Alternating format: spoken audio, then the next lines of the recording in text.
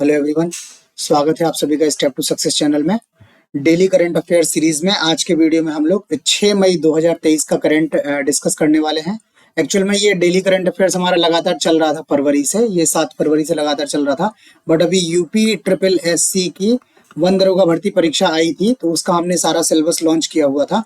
और चूंकि उसमें समय कम था और रिसोर्सेज भी हमारे पास कम थे, तो इस वजह से हमारा सारा फोकस उस परीक्षा का सिलेबस वगैरह कंप्लीट करवाने में था। तो इस वजह से कुछ दिन हम लोग ये वीडियोस करंट अफेयर्स के नहीं दे पाए हैं। तो जितने दिन का करंट अफेयर्स रह गया है बीच में, वो हम आपको एक एक हफ्ते के 3 वीडियोस बना के आपको कंप्लीट करके दे देंगे। ठीक है, वो 1 से 2 से 3 दिन में ज्यादा अपलोड हो जाएंगे। ठीक है, बाकी हम लोग 6 मई से अब मतलब आज से ये हमारा कंटिन्यू रहेगा डेली करंट अफेयर्स का, और जो पुराना होगा वो हम बीच में आपको प्रोवाइड कर देंगे। बाकी आपको बताऊं, ये यूपी ट्रिपल एससी का जो हमारा प्रोग्राम है वो काफी सक्सेसफुल रहा, लोगों के काफी अच्छे रिव्यूज आए हुए हैं। और उसी को ध्यान में रखते हुए अब ये जो यूपी की जो ट्रिपल एससी की और भी परीक्षाएं हैं, ठीक है, उस सब का हम एक डिटेल सिलेबस तैयार, मतलब डिटेल्ड सिलेबस के अकॉर्डिंग कोर्स जो है वो तैयार कर रहे हैं। और वो कोर्स भी हमारा फ्री ऑफ कॉस्ट लॉन्च करने का प्लान है।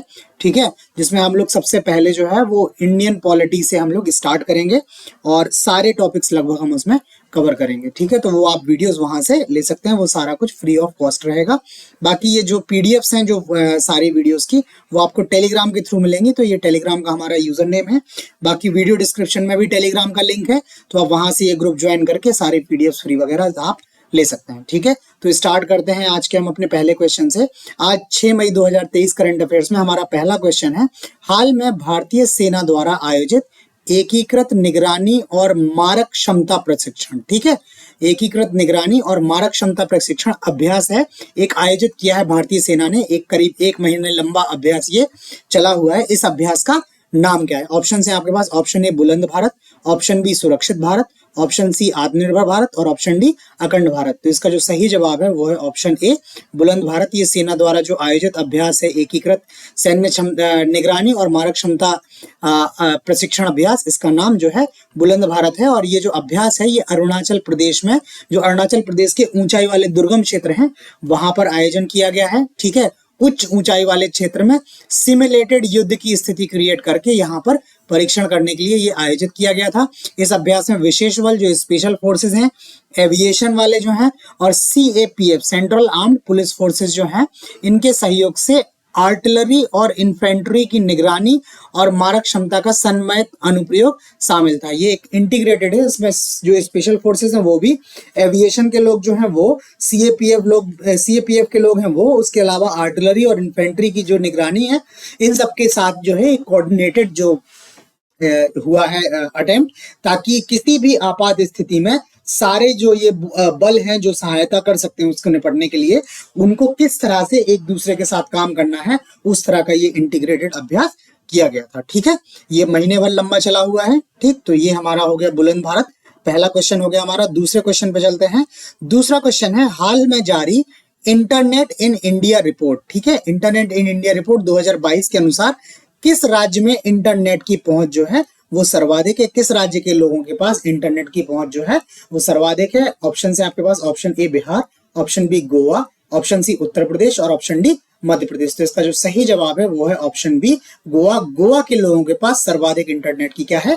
पहुंच है। ठीक है, ये रिपोर्ट जो है वो IAMAI, ठीक है, IAMAI internet and mobile association of India संस्था है उसने, और एक कंटार करके कंपनी है। जैसे आप लोगों ने ओखला का नाम सुना होगा ना, ओखला इंटरनेट का स्पीड टेस्ट करती है, वैसे ही कंटार भी क्या है, ये इंटरनेट क्षेत्र से जुड़ी हुई कंपनी है। तो ये Indian internet and mobile association of India IAMAI और कंटार कंपनी द्वारा मिलकर ये रिपोर्ट जारी की गई है। इस रिपोर्ट के अनुसार 52% भारतीय आबादी या 759 मिलियन लोगों को 2022 में महीने में कम से कम एक बार इंटरनेट की सुविधा मिली हुई है। लगभग भारत की जो आधी आबादी है, आधी से भी अधिक आबादी क्या है, महीने में कम से कम एक बार जो है वो इंटरनेट की सुविधा का उपयोग कर रही है। बाकी जो इस रिपोर्ट में सबसे शीर्ष पे है वो तो हमने आपको बताया गोवा है, और गोवा में लोगों की इंटरनेट की मतलब 70% लोगों की जो है वो इंटरनेट तक पहुंच है। बाकी बिहार में जो पहुंच है वो बिहार में न्यूनतम है, और बिहार में 32% के आसपास ये पहुंच है। ठीक है, बाकी और डिटेल अभी आई नहीं है, यूपी मध्य प्रदेश इस स्टेट वाइज इन्होंने रिपोर्ट में दिया नहीं है, अगर आगे मिलेगा कभी तो हम आपको बता देंगे। ठीक है, तो ये हमारा हो गया इंटरनेट की पहुंच की रिपोर्ट के बारे में। तीसरे क्वेश्चन पे चलते हैं। तीसरा क्वेश्चन है, सरकार द्वारा स्मार्ट सिटीज मिशन की समय सीमा 1 वर्ष बढ़ा दी गई है। ठीक है, जो स्मार्ट सिटीज मिशन जो खत्म होने वाला था, जो तय समय जो किया गया था, उस तय समय की सीमा क्या है, 1 वर्ष और बढ़ा दी गई है। आपको बताना है ये नई सीमा कब तक वैध है, मतलब ये स्मार्ट सिटी मिशन जो है उसके सारे काम अब किस डेट तक आपको कंप्लीट करने हैं। ऑप्शन है आपके पास, ऑप्शन ए जनवरी 2023, मार्च 2024, जून 2024 और दिसंबर 2024। तो इसका जो सही जवाब है वो आपका ऑप्शन सी है, जून 2024। ये जो मिशन है स्मार्ट सिटी मिशन, इसके तहत जो जो कार्य करने हैं उसको जून 2024 तक कंप्लीट कर लेना है। ठीक है, ये मिशन जो है स्मार्ट सिटी मिशन जो है वो वर्ष 2015 में 25 जून को आरंभ किया गया था और इसमें पुनर्विकास के लिए, रीडेवलपमेंट के लिए 100 शहरों का चयन किया गया था जिनको स्मार्ट सिटीज में बदलना है। इसमें से जो 50 शहर हैं, 50 शहरों ने अपनी लगभग 75% परियोजनाओं को क्या कर लिया है, पूरा कर लिया है और जून 2023 तक शेष कार्यों को पूरा करने के लिए भी ये ट्रैक पे लगे हुए हैं।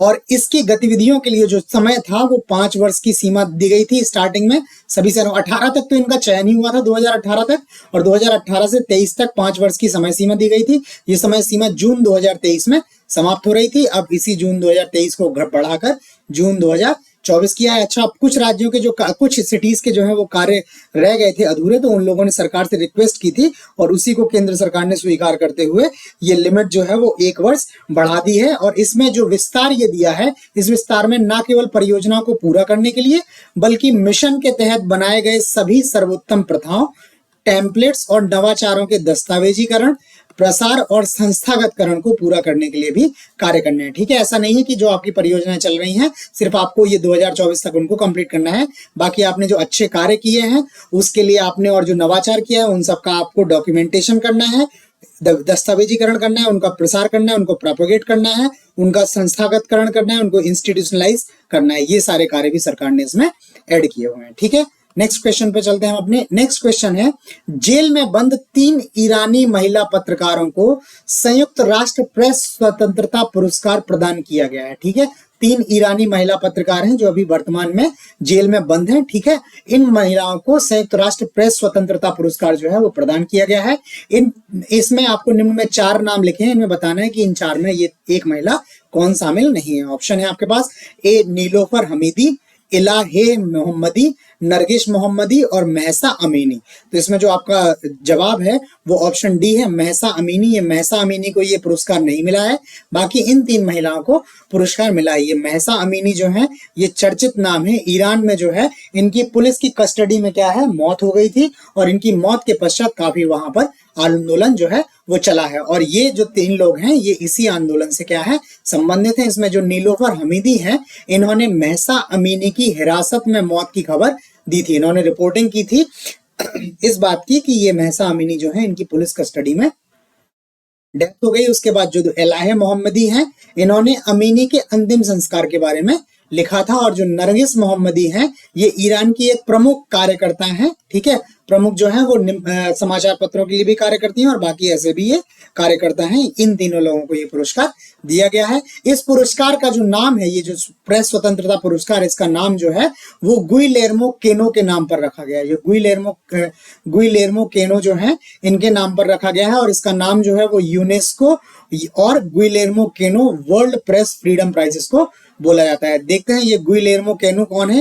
ये गुइलेर्मो केनो जो है वो एक कोलंबियाई पत्रकार थी जिनकी 17 दिसंबर 1986 को बोगोटा में उनके समाचार पत्र एल एस्पेक्टाडोर के कार्यालय के सामने इनकी हत्या कर दी गई थी। कुछ चरमपंथी लोग थे जिनके द्वारा इनकी जो है हत्या कर दी गई थी और इन्हीं के नाम पर जो है ये पुरस्कार का नाम जो है गुइलेर्मो केनो वर्ल्ड प्रेस फ्रीडम प्राइज जो है रखा गया है। ये जो पुरस्कार मिलता है ये विश्व प्रेस स्वतंत्रता दिवस जो होता है हर वर्ष 3 मई को मनाया जाता है। तो ये विश्व प्रेस स्वतंत्रता दिवस के अवसर पर यूनेस्को ने 3 मई 1997 को इसकी घोषणा की थी और ये वर्ष 1997 से लगातार ये पुरस्कार दिया जा रहा है। ठीक है, इस बार ये 3 महिलाओं को मिला हुआ है।